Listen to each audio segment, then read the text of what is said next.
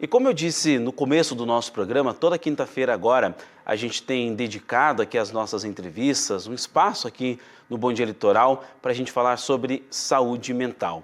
E dessa vez eu estou aqui com a Silvia Cristina, ela que é enfermeira, participa do Solar dos Girassóis aqui na cidade de Paranaguá, aqui no nosso litoral, e tem um projeto muito bacana e a gente vai falar principalmente da luta antimanicomial, que é já um processo que já começou lá nos anos 80, em 1987, e ela vai explicar para a gente aqui durante essa nossa entrevista a importância desse movimento, a importância da mudança da forma também como a gente vê pessoas que precisam desse tipo de cuidado.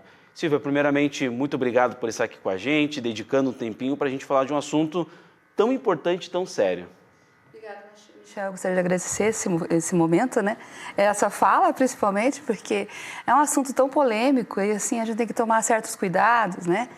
Porque é um movimento que já vem acontecendo, desde, como você falou, desde os anos de 1980. E é um movimento social e político ao mesmo tempo, né? Ele foi uma mobilização de profissionais na época, de familiares e de próprios usuários em defesa dos manicômios, né? Ou seja, acabar com a institucionalização de pacientes por internações prolongadas, né? Uhum. Nesses momentos, essas internações eram verdadeiros porões nessas épocas, né? Um depósito de pessoas onde não existia humanização no cuidado, uhum, né? Então, esse movimento ele veio para ajudar a reforma psiquiátrica, né, que culminou na reforma psiquiátrica, para que esse paciente tivesse direito à liberdade do tratamento, né, ou seja, tratamento em liberdade, a autonomia, né, o cuidado, né, diferenciado. E o que culminou com isso? Com a reforma psiquiátrica, né, que foi em 1987. Foi o Centro de Atenção Psicossocial, que veio em substituição aos manicômios, né? Eles vieram, e é onde eu trabalho hoje, aqui em Paranaguá. O Centro de Atenção Psicossocial chama-se Solar dos Girassóis, né? Onde a gente pode trabalhar toda essa atenção com o paciente. Ele faz o tratamento em liberdade, né? A gente trabalha a autonomia e a reinserção dessas pessoas na sociedade, né? Trabalho, né? Então, é o que a gente realiza. Outra coisa que a gente faz, a gente sempre preconiza que a gente não quer excluir os manicômios, porque hoje a gente precisa de locais para tratamentos específicos, para determinadas situações, porque alguns pacientes às vezes precisam de estabilização de quadro. Então, ele não é uma luta para vamos acabar com os manicômios, hospitais psiquiátricos. Não é essa a intenção. A intenção é que o paciente tenha a autonomia da escolha, de poder tratar em liberdade, né? Silvia, a gente sempre vê, principalmente na TV, em filmes, séries, enfim, aquela fase onde o paciente acaba sendo levado até o manicômio, né? Isso era muito comum tempos atrás, inclusive, com camisa de força, né? Toda aquela situação constrangedora, uma situação realmente que afeta ainda mais o paciente.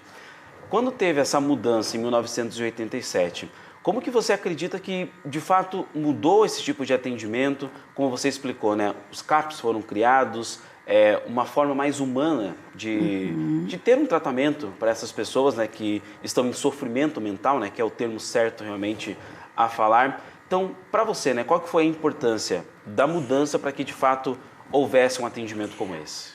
Olha, Michel, eu posso dizer para você assim, que houve bastante mudança. Até as pessoas não creem muito nisso, sabe? Até quem precisa, às vezes precisa do internamento. E a gente tem, pela lógica da situação que está acontecendo com ele, às vezes a gente até orienta o internamento, né? Por quê? Às vezes precisa de uma estabilização do quadro. Mas a questão da camisa de força não existe mais. Existe sim, Michel, contenção. Contenção química, que seria algumas medicações. Existe a contenção mecânica, que a gente chama, né? É um termo técnico, né? Mas a contenção mecânica seria, realmente, a pessoa ela tem que ser contida, né? Amarrada. Mas é uma contenção enquanto ele está se debatendo, enquanto ele está na crise, enquanto ele não consegue acalmar, né? Então você precisa fazer essa contenção para que ele não se machuque, para que a pessoa não se machuque, para que não machuque ninguém. Então você tem que fazer uma contenção mecânica e a química junto. Então não existe mais a camisa de força, que é aquela contenção que ficava toda amarrada assim, né? Não existe mais. Além de que a contenção mecânica, ela tem um tempo. Na média de 1 hora você libera a pessoa. Até 1 hora é possível deixar ela amarrada. Depois você libera. Porque daí a medicação já fez o efeito e você já tem o que você precisa dele. Ele ficar mais calminho, né?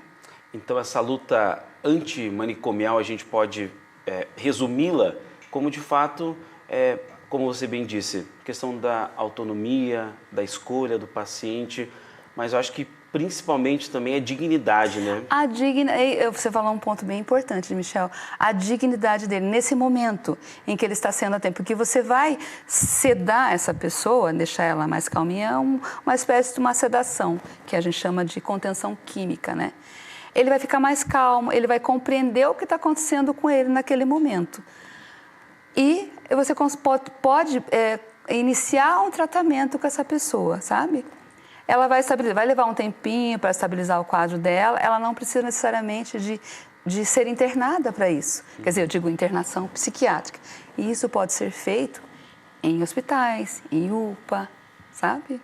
Então é possível você fazer isso sem necessariamente levar esse paciente para uma internação. A luta antimanicomial, como a gente já falou várias vezes aqui, é dos anos 80, do ano de 1987. Uma lei foi aprovada em 2001, começou lá em Minas Gerais, inclusive, né, com um psicólogo mineiro. Já temos alguns anos da luta, desse incentivo até mesmo da dignidade a esses pacientes com sofrimento mental, mas para você o que ainda falta é a empatia da população? Sim. São pessoas que não entendem. Para você ainda qual que é o principal ponto ainda de sofrimento hoje? O desafio maior, né, da questão da saúde mental, e, inclusive, impacta muito nas pessoas, no geral, assim, eu falo na geral. Porque quando você fala que a pessoa precisa de um tratamento psiquiátrico, a primeira coisa que ela fala é: eu não sou louca. Né? E, na realidade, assim, todo mundo tem um sofrimento psíquico, assim, no geral, assim, a sociedade, ela tem um sofrimento psíquico, porque a partir do momento que, vamos imaginar assim, Michel, numa sociedade onde o nosso país, a questão financeira, ela afeta, então a gente está em sofrimento psíquico, né? Então, o que eu digo para você? As pessoas não têm um certo preconceito ainda em relação ao tratamento. E quem está em tratamento, quem olha de fora, vê com preconceito isso, sabe? Então a gente impacta muito nesse sentido. E a própria população em geral, no geral eu digo, se uma pessoa quando ela está em crise, as pessoas têm medo. Tem medo de se aproximar, tem medo porque é uma pessoa louca, é uma pessoa, né, que ela pode fazer mal para mim, mas ela não tá no seu juízo perfeito, né? Infelizmente. Então tem muito preconceito em relação a isso e o medo. Então a gente impacta nisso. E por isso esse movimento, ele vem, todos os anos a gente faz um movimento para que sensibilizar a população, conscientizar a população que essas pessoas não precisam ser trancadas para tratar. Sabe? Elas não precisam estar trancadas num local para ser tratadas. É a dignidade. A dignidade, de novo, né? Porque assim, Michel, vamos pensar, na nossa vida, quem já não teve um parente, alguém da sua família que não teve um problema? E hoje, eu não falo apenas de um problema de saúde mental ou um transtorno mental, a gente fala de uma questão de uso de drogas, que é o que conduz também a crises, né? A surtos, como as pessoas falam, a pessoa está louca e não é, às vezes ela está num estado de abstinência da droga e ela não consegue pensar com clareza. E aí ela entra em surto e as pessoas acham que ela está louca, né? Então, é uma doença. E Silvia, a gente está encerrando já a nossa entrevista, estamos chegando aqui na reta final.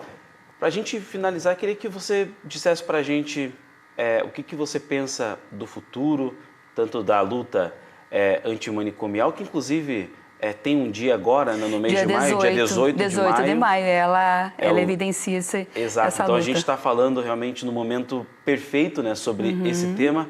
O que você, como enfermeira, como alguém que realmente está nessa luta já há tantos anos, o que você espera para o futuro? O que eu espero, Michel? Eu sou uma pessoa que eu trabalho já há alguns anos na área da saúde mental. E assim, eu gostaria que as pessoas acreditassem que não tenham medo. Tente ajudar as pessoas, tenta acolher a dor dessa pessoa, porque ela tá no sofrimento. Entenda que é um sofrimento. Ela não está louca, ela está em sofrimento. Ela não está conseguindo ter discernimento do que está acontecendo ao redor dela, né? Então, ela está no sofrimento. Eu gostaria que vocês entendessem a importância de acolher a história dela e compreender que o fato de colocar ela num local trancado não vai ajudar ela em nada. Em nada. Ela precisa estar em liberdade, ela precisa do apoio familiar, Michel, e que muitas vezes não tem.